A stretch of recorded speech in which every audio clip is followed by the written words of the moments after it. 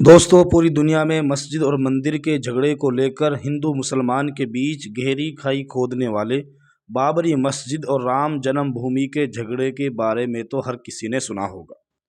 और ये भी मालूम है कि इस मामले को लेकर कितना खून खराबा हुआ।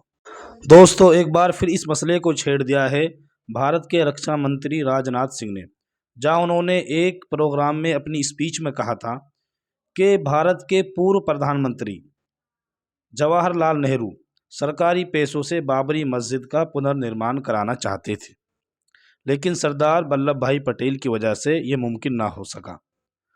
लेकिन अगर हम इतिहास की बात करें तो शायद कम ही लोगों को पता होगा कि जिस जगह पर राम जी के जन्म की बात की जा रही है, आखिरकार उस जगह मस्जिद बनी कैसे।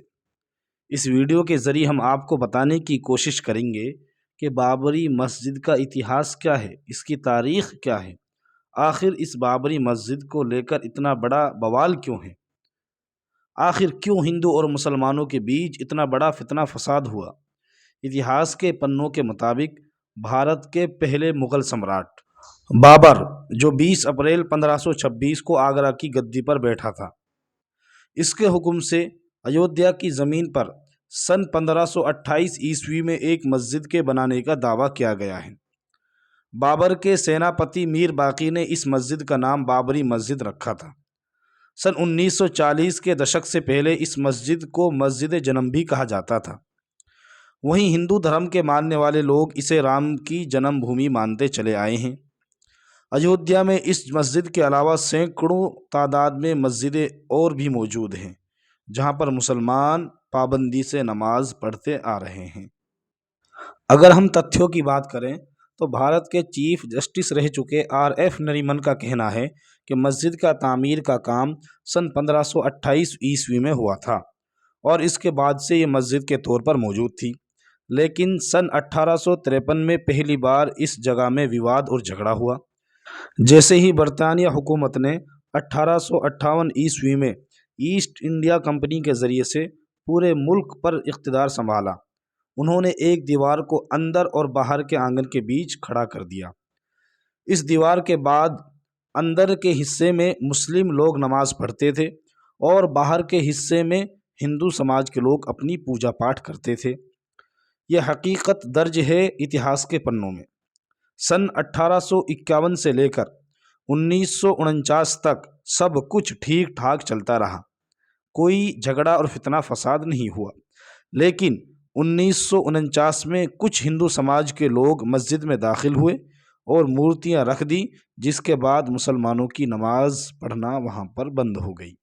जस्टिस नरीमन ने सुप्रीम कोर्ट के उस फैसले की भी आलोचना की जो सुप्रीम कोर्ट ने 9 नवंबर 2019 को दिया था, जिसमें सुप्रीम कोर्ट ने तमाम विवादित ज़मीन को राम मंदिर के लिए दे दिया और वहां पर राम मंदिर बनाने की इजाज़त दे दी।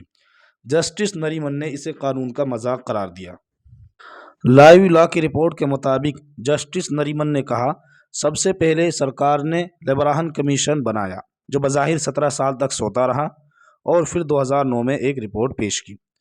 दूसरा, उसने Ayodhya acquisition of area act के साथ साथ सुप्रीम कोर्ट में सदारती रेफरेंस का आगाज़ किया ताकि यह मालूम किया जा सके मस्जिद के नीचे मंदिर मौजूद है या नहीं। उन्होंने इसे भी गुमराहकुन और शरारती कोशिश करार दिया।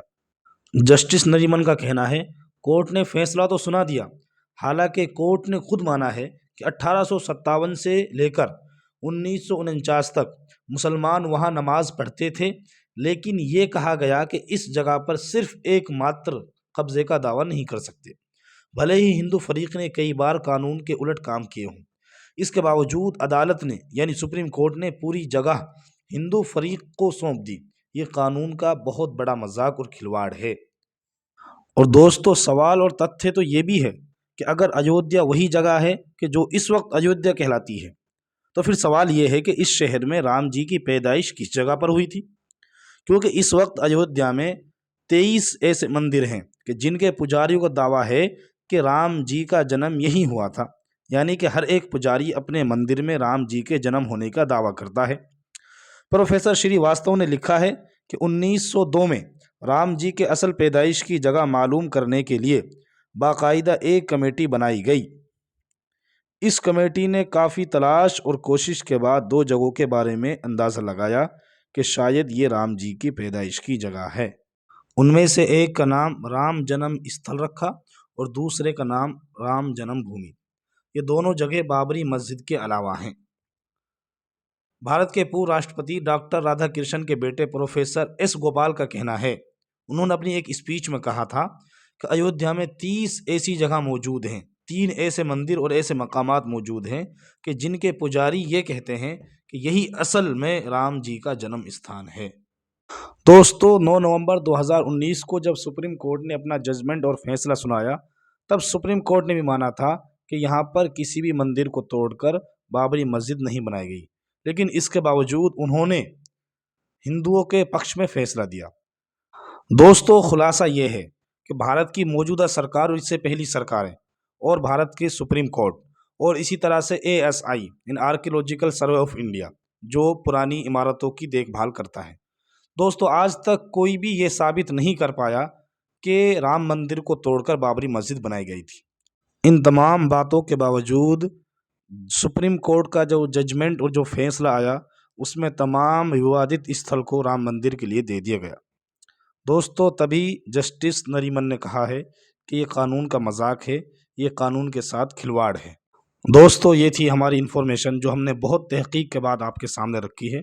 पूरी जांच पड़ताल करने के बाद आपके सामने हर एक तथ्य को रखा है। दोस्तों, अगर आपको ये वीडियो पसंद आए तो इसको तो अपने तमाम दोस्तों के साथ शेयर करें। थैंक्स।